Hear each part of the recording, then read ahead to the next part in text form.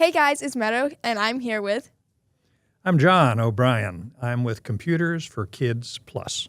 Okay, and we'll be talking about what he does and like how he got into it. So, what inspired you to start Computers for Kids Plus? Well, I don't want to take credit for starting it. It was started by a colleague of mine, and so I have taken over the management of Computers for Kids Plus because, well, our founder died back in August, and he needed someone to take over and kind of help make things progress. So that is why I'm doing it. What inspired me? I was doing a whole lot of things in retirement up in Hot Springs Village, and none of them really led to great satisfaction inside of me. And when I heard about Computers for Kids Plus, which I'll tell you about in detail in a little bit, I got inspired. I said, wow, the things that I can do with my time can help the community. I'm in. Okay, so what exactly is Computers for Kids? Good question. Computers for Kids started 17 years ago right here on this campus. I didn't even know that. And most of the seniors here are only 17 years old to begin with. So it all began when the tech director here was having to throw away a batch of computers because the state of Arkansas had given funds to the school to get a new batch of computers. And Bob, who founded our nonprofit, was on the school board. And when he heard that the tech guy was going to throw away, literally in a dumpster, the computers, he said, no. We should be able to find some use for those. Of course. So that began two guys in a closet trying to fix old computers.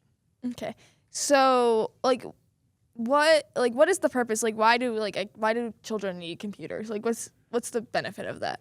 Well, the whole idea behind Computers for Kids Plus, and I keep saying Computers for Kids Plus because the original name of the group was Computers for Kids.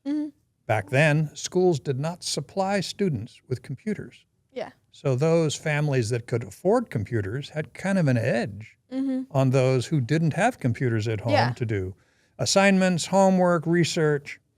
And so Computers for Kids said, well, let's take old computers, fix them, restore them, work with Microsoft to get the software perfect, and then we will simply give them to people for free. And that's exactly what we still do today, but we added the word plus because, as you well know, schools do give you computers as soon as you get here, and they want them back at summer break. Yep.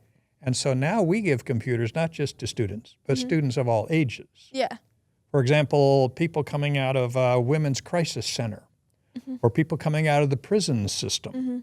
They want to get back into the work world. They want to get back on their feet. Yeah. And so they're kind of students of life, and so they deserve a computer too. Okay.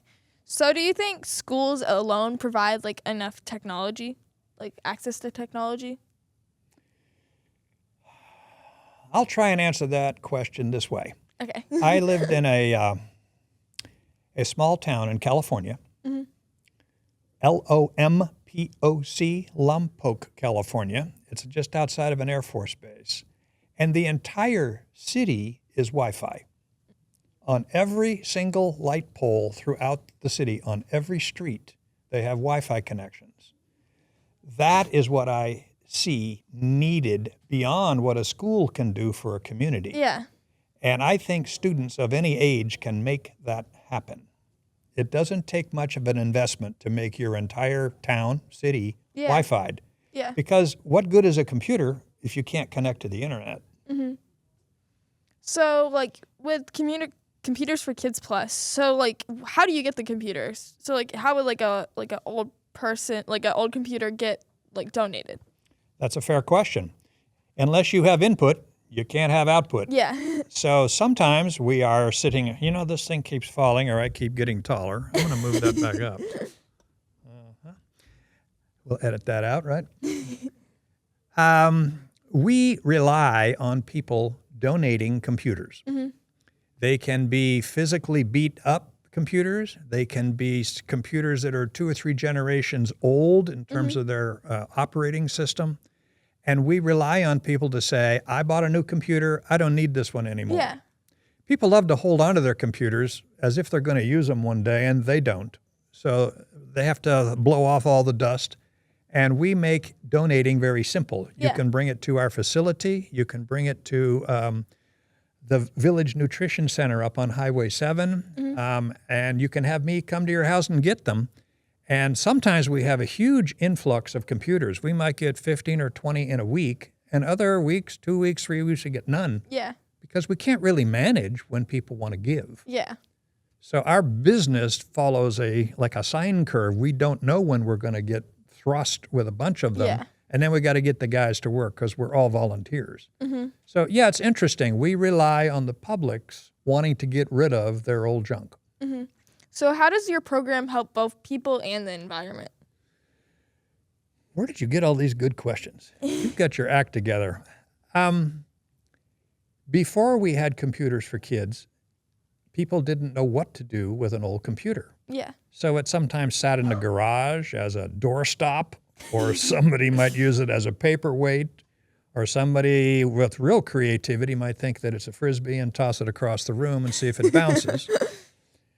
So very often people threw them away, quite literally in the garbage.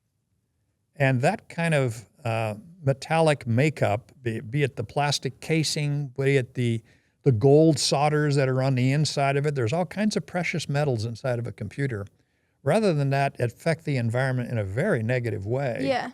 we offer the alternative, and it's true recycling. This computer goes from being someone's garbage in the bag all the way to being an instrument that people can advance their lives with.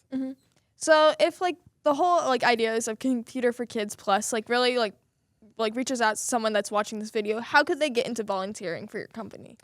Oh, well, we currently have volunteers that come from both Saline and Garland counties, but they tend to be old men because these guys are looking for something to do. Yeah. But interestingly enough, if students want to get involved, not a single one of the guys who helps rebuild these computers was a computer person in their profession. So we've kind of taught them hardware, that's RAM, that's hard drives, that's motherboards, that's keyboards, and software, operating systems, and the various pieces of apps that come with it. Yeah. So you don't need to be super qualified to get involved. But I would suggest that young people could be involved in other ways other than just sitting there with a screwdriver and trying to fix a computer. Yeah. I think you can make the community aware. Number one, we give computers to people. Yeah. Give. No cost. Freebie. On the other hand, we also would love to have reliance on students to be able to put the word out to people who have that computer that's old, that's in the garage, that's collecting dust. Hey, you could put this to good use. Yeah. Okay, so if students or whoever's volunteering, what skills do they get from volunteering? How does this help them grow their assets? Well, when I was in high school, they hadn't even invented pencils. So I'm kidding. I got very involved in volunteer work as a student, and it has made a massive difference in my life, not just from a spiritual point of view, but also from career opportunities. Because when you get involved with volunteering in the community, people begin to notice you. And they notice that you're not just in it for the money, you're in it for something that makes you feel good about yourself and something that benefits the community.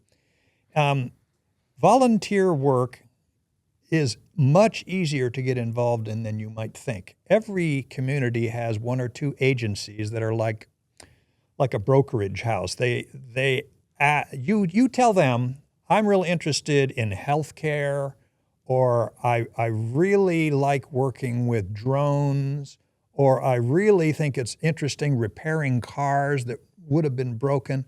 They hear what your desires are, and they align with agencies in the community that could use your benefit, that could use your volunteer work as a benefit.